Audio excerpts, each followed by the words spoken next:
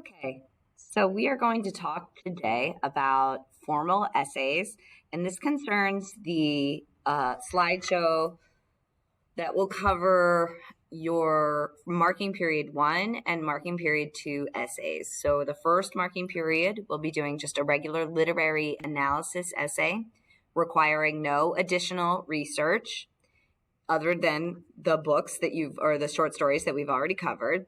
The second marking period will also be literary analysis, but you'll be adding the component of research. So we'll handle MLA and research paper stuff in marking period 2. Okay. In the first marking period, we are just concerned with answering the prompts you've been given. So your thesis statement should be a direct answer to one of those prompts. You should have a thesis statement that is 1 to 2 sentences in length. And in the past, you have done book reports. So you know that if you're writing a book report, you would just make a summary statement about the plot of the story. You might even zero in on a literary device, and that could be something like symbolism or irony or characterization. But where you might have had trouble is in the past is when you get to this part. So you say what happens, you say how it happens through a literary device, but then you need to offer your own interpretation of meaning. So that's what we're after when we mean analysis. We mean that you make an argument about the meaning of the text. After you have created a preliminary thesis, you'll then organize your brainstorming notes into some kind of a plan for your essay, some kind of an outline. You'll decide what will go in each body paragraph. And for the first marking period, your essay should be 5 paragraphs in length. You must have direct quotes and supporting details.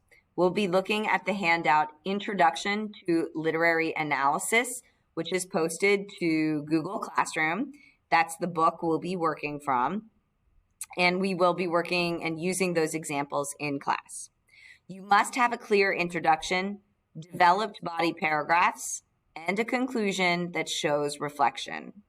Okay, and anything less than a 5-paragraph essay and 2 pages double space will be an automatic letter grade deduction. So make sure that you meet length requirement. All right, so the examples of thesis statements for your literary analysis paper, I'm going to use a book called The Death of Ivan Illich. And in this book, Ivan has a small little stomach pain that slowly, chapter by chapter, becomes increasingly intolerable. And by the end, he dies from his illness. So the disease is probably something like cancer, but they never specifically say what the disease actually is. But my idea for the topic of my paper might be about how I think the disease that Ivan suffers from, is really a metaphor for something else. And I need to decide what that metaphor might be about. But even just by getting to this point, I've narrowed my topic down in some way. And I might just jot that down. So your first assignment is going to be to just jot down your preliminary thesis statement. Physical torture of an unexplained ailment is a metaphor for the pain of spiritual transformation. Here, I'm just making the observation that the torture of the disease is probably a metaphor for something spiritual that's happening to Ivan. Now, from there, I'm going to make my thesis statement a little bit more specific.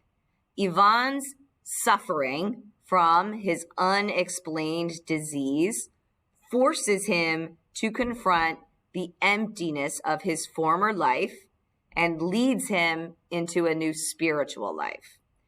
Now, there's a lot going on in this thesis statement that's really good.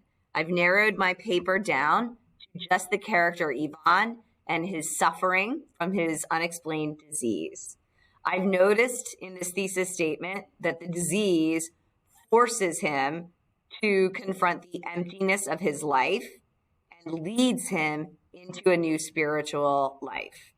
So I've noticed that the disease mirrors the character's spiritual transformation as well as his physical decline.